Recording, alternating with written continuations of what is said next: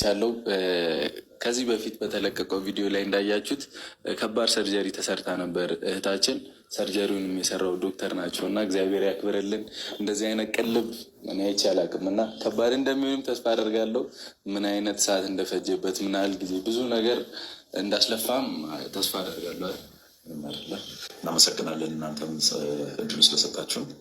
እንግዲህ ይቺ እናት ለ9 ዓመት በመካንነት እና እንዲሁም በከፍተኛ የሆነ የወር አበባ መፍሰስና መብዛት እንዲሁም የተራዘመ የወር አበባ ፍሰት እንዲሁም ወደ አካባቢና ከእምብርት በታች ያለ ከፍተኛ የሆነ ህመም ስትሰቃይ የነበረች እናት ነች።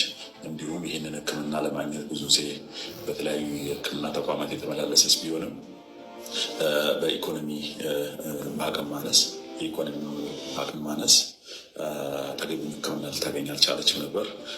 ይችን ታካሚ ሆስፒታላችን በጎ የነፃ ሕክምና አገልግሎት ለመስጠት በማሰብ ሁለተኛ ተጠቃሚ አድርገናታል በሆስፒታል ውስጥ። ስለዚህም ዛሬ ያደረግነው 3 ሰዓት የፈጀ ከፍተኛ የሆነ ስላለሽ መጉደልን አላውቅ በመልካም ጤንነት ላይ የምትገኝ ነው። ሆስፒታላችን ላይ በዋርድ ወይም በተረጋጋ ታካሚ የሚታይበት ክፍል ላይ ተኝታ እየተንቀሳቀሰች ነው ያለችው። በዚህ ሰዓትም ቀለል ያሉ ፈሳሾችን መውሰድ ጀምራለች። በጥሩ ሁኔታ ላይ እንዳለች ነው ያወቅነው። እና ቤተሰቦች እንደሚታወቀው ከባድ ነው። ከ3 ሰዓት በላይ የፈጀ ሰርጀሪ ነው እና ከ14 በላይ እጢ ነው የወጣው እና ብቻ እግዚአብሔር ያክብርልን። ይሄ ሁሉ የተደረገው ደግሞ ፎሎ ስላደረጋችሁ ቀን ስለሆናችሁ ነው እና አለም ሆስፒታል 100 ሺህ አይገባው ነው ይገባዋል፣ ከዛም በላይ ይገባዋል። ሌሎችንም እናቶችን እንታደጋለን ብለው ቃል ገብተውልኛል። እናንተ ፎሎ ማድረጋችሁን አትርሱ።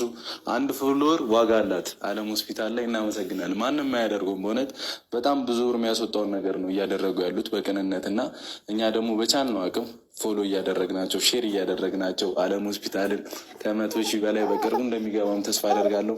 ዶክተር እያመሰግናለሁ። እጅ ይባረክ። እሺ ቤተሰቦች በድጋሚ